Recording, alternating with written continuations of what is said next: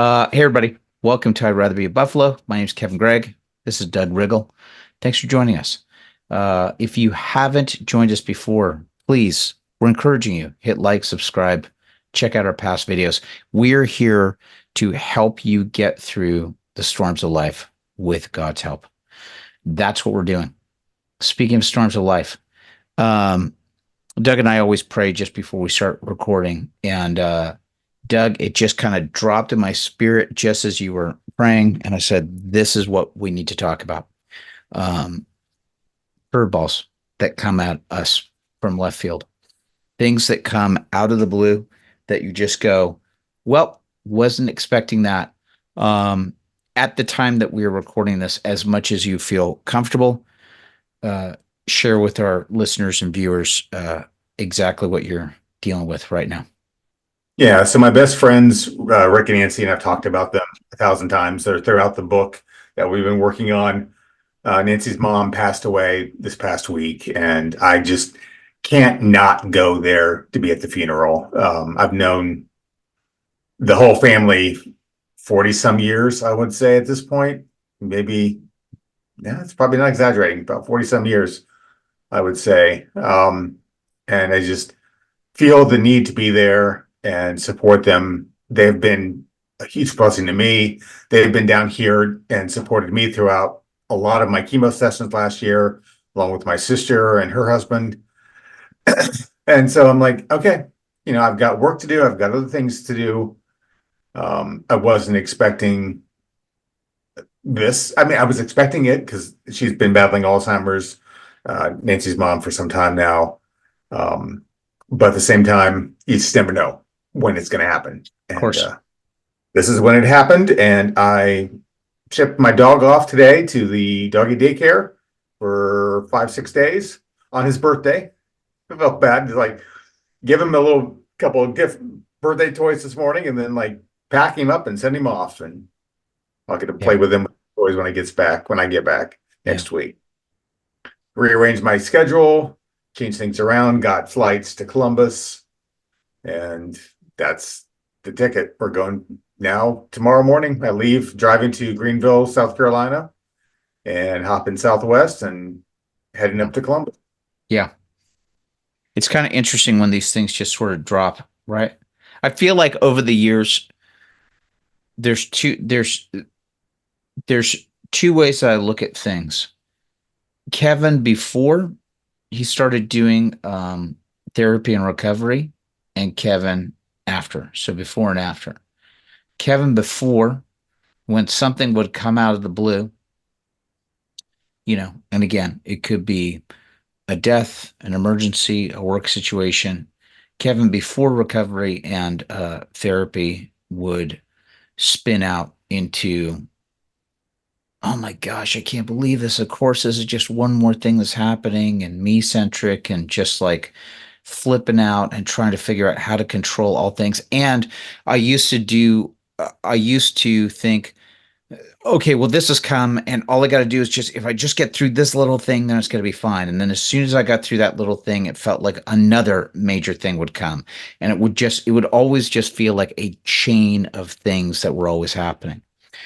Kevin, post therapy and recovery, realized things happen all the time that you have no control over, all the time. Like you can be just sitting. We had it the other. You didn't see it on the recording that was here, but Doug and I were finishing up we're finishing up a meeting last week, and as I'm just getting off, I'm going, Doug, I got to get off. I'm having an earthquake, right? Like there's an earthquake that was happening in Southern California, right? And we were fine. A small little tremor, but these things happen. So Kevin, post therapy and recovery, has come to the realization to go, yeah, tragedies, emergencies, the unexpected, they come all the time. And now I feel when those things pop up, I tend to go into a very uh, neutral, stoic state. It's almost like all the emotion kind of drains out of me, and I go into a very neutral place to kind of go, okay, let's see what's going to happen. I'll tell you the truth, Doug, that happened when you told me that you got diagnosed with cancer. it was sort of like the same feeling of like, okay, right, this is happening. What do we do next? Right? Right. Like one of those moments. And you just, I don't know.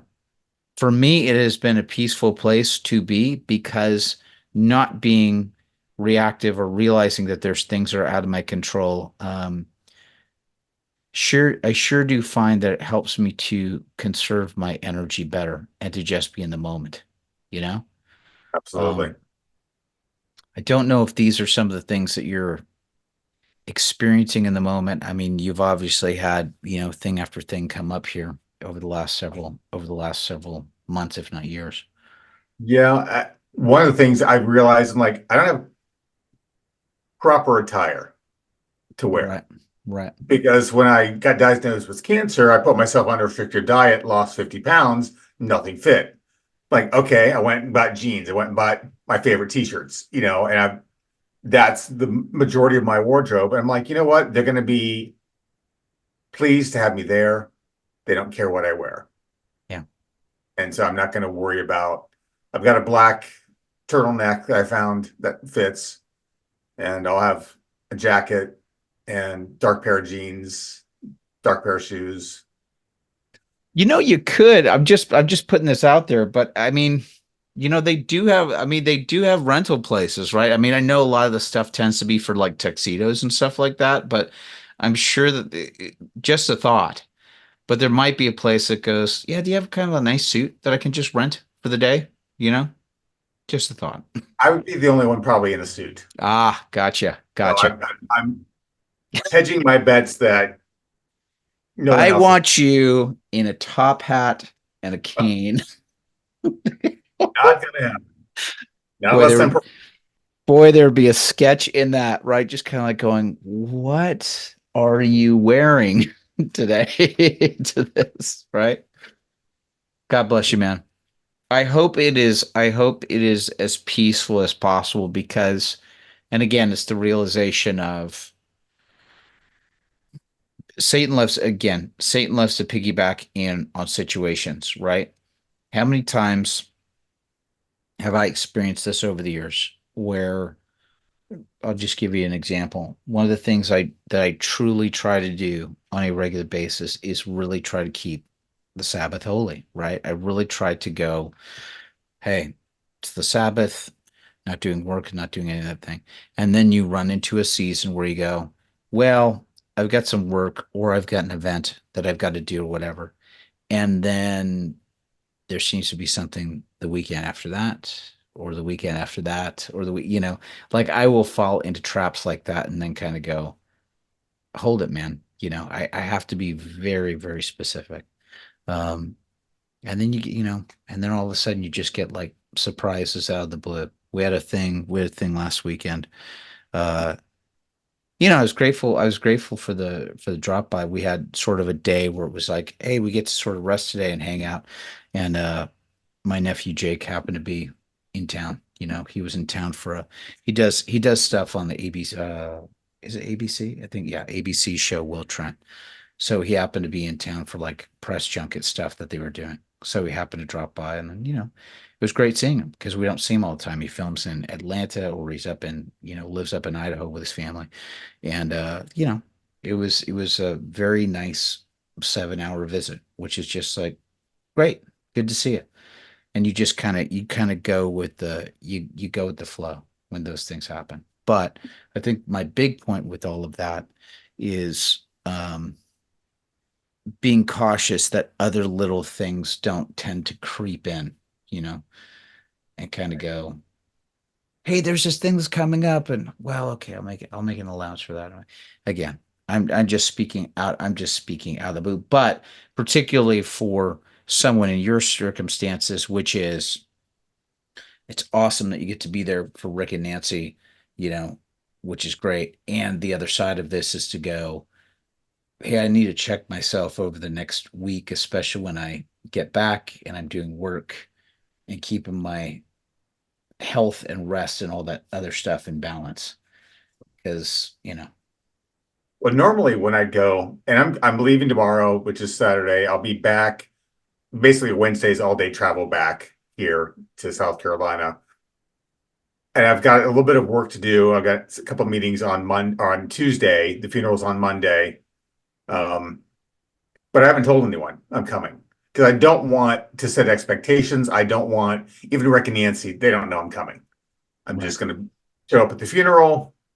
If they've got time, if they want to hang out sometime Tuesday, Yep. I'm more than happy to. If they don't, if they're dealing with family stuff, I can go hang out with family. I've got other friends there, Yep.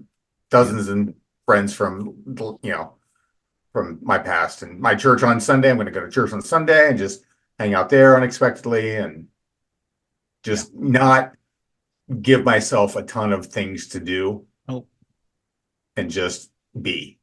yes. Well, that's what happens that's the thing that Job's friends get right in the book of Job in the beginning. In the beginning of Job, when all of the tragedy and all the stuff hits Job, his friends show up, join him in sackcloth and ash, and I think that they're quiet with him. They just sit in silence for like 7 days or whatever. That's the part of it that they get right. It's Yes. after that when then they just start going, hey, you know why this is happening? Yeah. I'm not God, but I'm gonna speak for God, and here's what we think is happening to you. But they do the right thing. Thing that they do right is that they show up, and you're just silent, and you just are present with those Yeah. people, which is what you're Rick, doing. Rick and Nancy have done that for me countless times in the past. Yeah, I, during my divorce, they're like, we're going to go to Kentucky Down Under, which is this Australian run, family run cave system in Kentucky. Like, you're going with us. We're going to go, don't worry about the cost. We're just going to go down and have fun. Let's yeah, go, yeah. and It's great. just be. No expectations. Can I, I'm gonna bring something up with you. It's gonna be a little bit off topic, but we'll blend it all together into this for a second. Because I think about this, I'm gonna be as vague as possible in this situation to protect people. Um, with just thinking about that moment of just like sometimes you just need to be there. And you have experienced this. This is why I'm bringing it up. And I have experienced this. But there are times where we have people that are in our lives that um I get it. Like they're broken people. They're people that are they're in a cycle. They're in a cycle of stuff that they're dealing with. And sometimes the interactions that you have with these people, it's usually people that are involved in the church or whatever. But it always feels as if it's a cycle of um emotional deposits and emotional withdrawals. There are people that you run into your life where you just kind of go, "Yep, this is always an emotional withdrawal from you.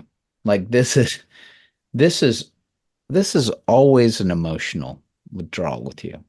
And I was just thinking about that because sometimes we just need those moments. Like, for example, we need those moments where we're there for the people that, need us to be there and to be quiet because we're going to need it in our lifetime. Like we're going to need these moments like you have had before where you just go, I just kind of I need somebody around me.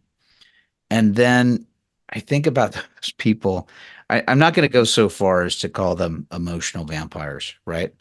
Um, but they're in that category, right? It's sort of the here I am talking about Job and his friends. I'm going to compare myself to Jesus for a second, right? You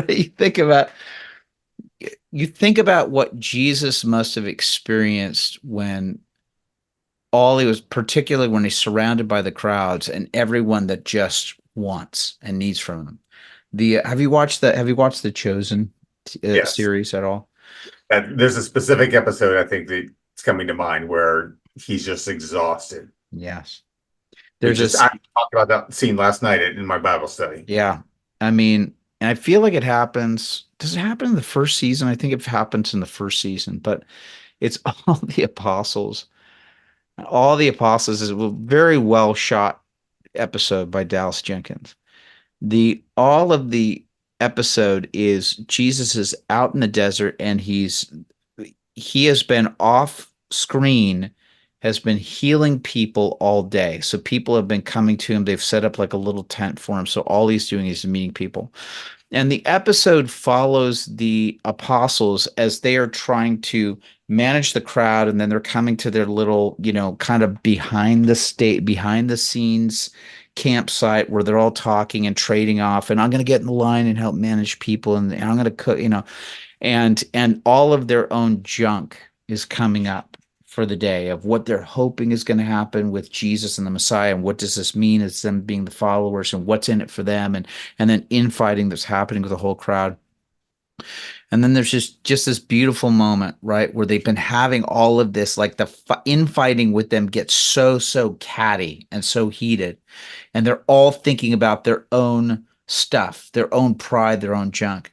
And as they're doing this, Jesus, who has just been nonstop for probably the last 16 to 18 hours, has just been praying and healing with people. You literally see him as he is exhausted with barely enough energy to get to his own little tent to walk by, not even enough energy to eat or drink. And you see that he's covered with sweat. He's got some blood that's on him from having, worked with different people, whatever, and he is just spent. And his mother Mary goes in with him to kind of like, help him get into bed. And it is that moment where all the apostles just kind of get like this look on their face of like going, "Oh gosh, what am I Yeah. complaining about?" And of course, as I'm describing this scene right now, there's a part of me that just wants to go, "Shut up, Kevin. Just deal with it." If you're Yeah. dealing with people that are, and maybe this goes back to the original thing in this conversation, which is, yeah, there's going to be hurt, needy people or needy situations or emergency situations that come into your life. And do it for me. Do it anyway. Mother Teresa, St. Teresa of Calcutta, she said that same thing. Do it anyway. Do it for, I did it for you. That's what she says. She always used the five-finger prayer whenever it's like, whenever you're having a hard time doing something for someone else, it's that five-finger prayer, what Jesus would say, I did it for you. Right. And that's the idea. It's a fine balance, isn't it? Because it's a fine balance between going, help me, Lord, so I'm getting this right. Help me, Lord, so I'm getting this right in terms of these times where people are in need and need help, and help me to discern, help me navigate how to help these people correctly. Help me not take the reins back and to try and have the audacity to try and pretend as if I'm speaking for you, like Job's friends Mhm. do. And help me also not to be a sucker, right? So that if there's situations that are coming up for these people where they need to be figuring some stuff out for themselves, that I know when to properly say, I can't help you with that. Um, yeah, it's a fine balance, right?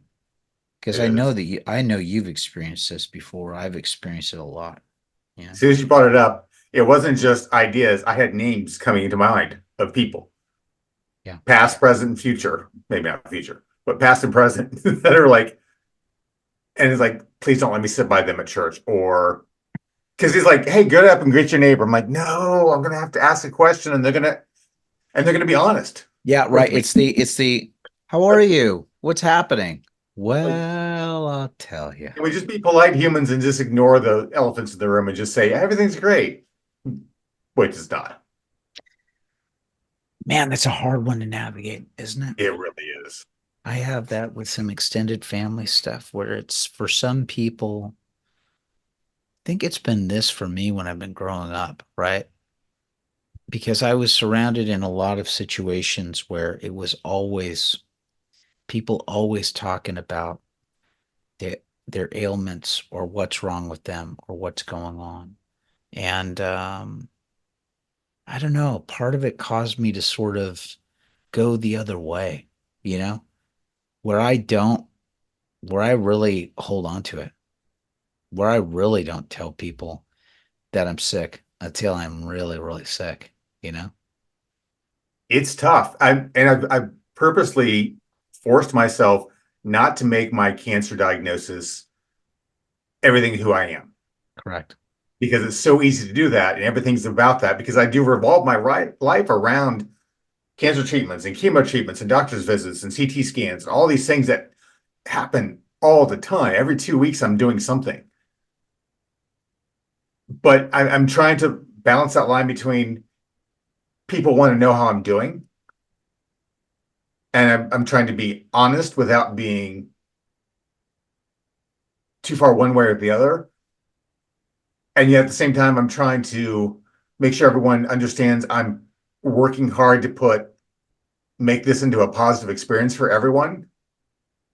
But I have to be honest with myself that it's not always a positive experience. I mean, like today, just I needed to get something in my stomach for lunch and I had all these meetings back to back because I feel better during chemo weeks, which this week was when I have something on my stomach.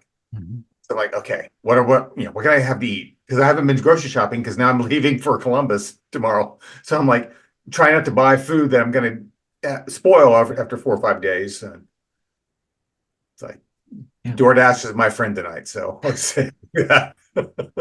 I get it. I'd so get it. Oh my gosh, man. But how Just often was I one of those people to someone else sure. in my past before God helped me out with some strong sanctification? Mm. Was I ever that person that someone didn't want to talk to because I had so much going on? Yeah. That's man, I've been there too. And I have to catch myself in it too because it's so easy for us to hang out in what's not going right or how things are against us, right? And to your point, like this doesn't define me. Like No. like the illness doesn't define me. Kate and I had a situation, I'll tell you, with our son Duncan with autism. Uh, I've just had a number of situations that have come up where I just kind of go, yeah, maybe that's something I don't share with people right off the bat. We had a thing where we got to celebrate a friend's birthday a couple of months ago, and it was like, it was a big deal. It was a really nice dinner and a whole bunch of stuff and a whole bunch of other people that we hadn't met, and it was like a date night. It was awesome. So we had somebody that was back here. They were hanging out watching Duncan, and we ended up hanging out by somebody, and I happened to mention that I had a son with autism.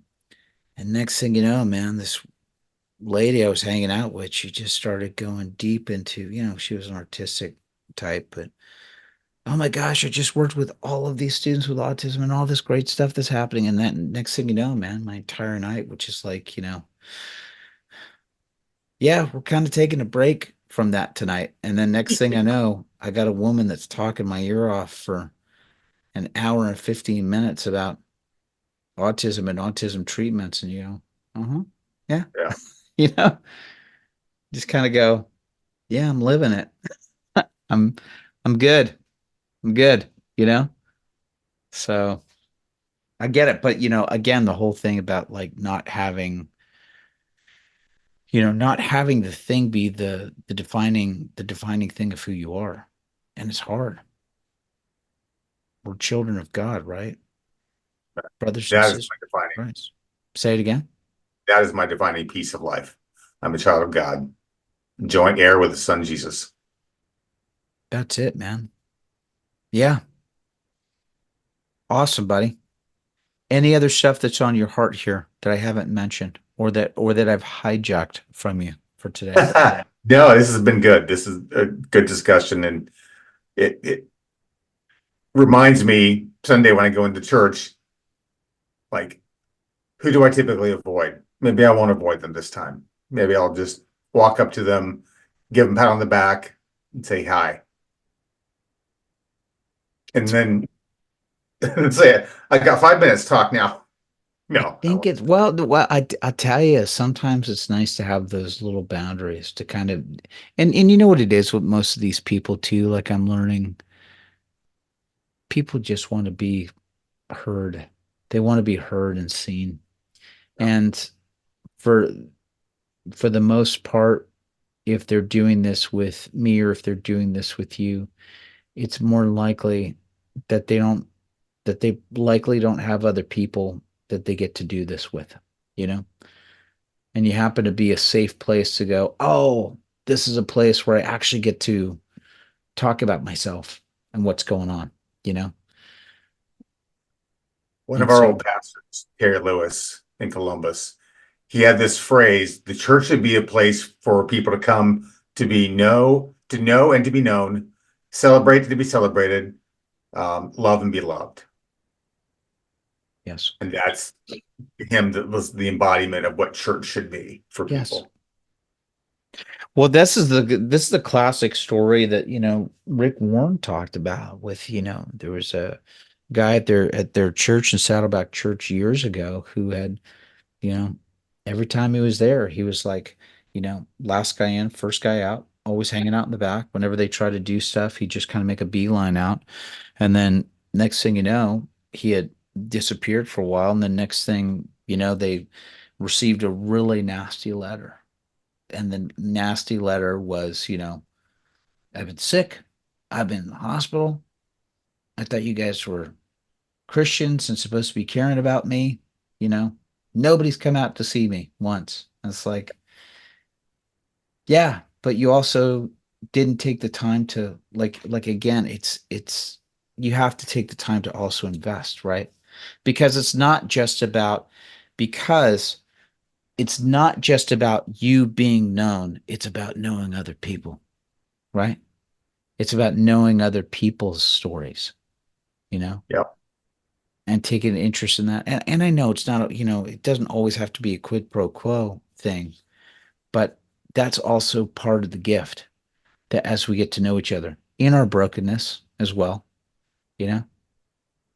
Doug, it might be the chance to get to share, with some of these people. I know that they tend to be this is what's wrong with me. It might be an opportunity to share some good things are going on with you, to be able to interject some of those, you know, Absolutely. as best and as deftly as you can, because it doesn't have to be a match. Oh, you think you got it bad? Well, guess what? Right. But I don't know. Maybe that's the challenge to go, hey, here's something amazing that happened to me over the last few months, Anything amazing happened for you, right? I don't know. Maybe it's a challenge for them. I don't know. Yeah. Well, it is that taking the mindset off of the problem and focusing on what's good, what's right, what's honorable, what's lovely in this world, which Jesus commands us to do. That is exactly it.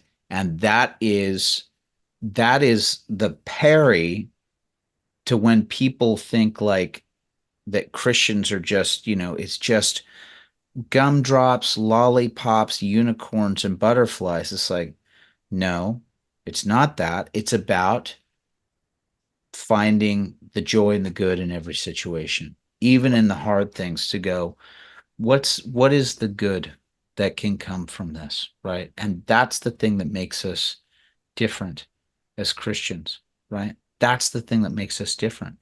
It's not the fact that we're looking through the world with rose-colored glasses. That's not it. But we're seeing God's goodness and love even in the midst of pain, sorrow, and suffering, even in the midst of that, which is part of what you'll experience during this, during this funeral and commemoration. Right. Nancy's mom, which it'll be just like, even in the midst of this, here is the love, here is the community, you know? So safe travels for you, my friend. And Thank you. I hope you get an opportunity to witness. uh, Thanks for joining us, guys. We appreciate it. If you've had similar situations or similar thoughts or similar challenges that you've had to deal with as well, share them in the comments.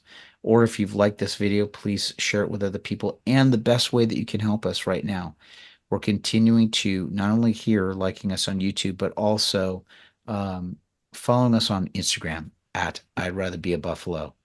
At I'd rather be a buffalo. That's a great place to share our content so that we grow more of a following. The more of a following that we get, um, it's going to help us with spreading this message to others and letting people know about the offerings that we have that are coming to you soon. So that's all I can say. That's it. Thanks for joining us, guys, and we'll see you next time. Bye bye.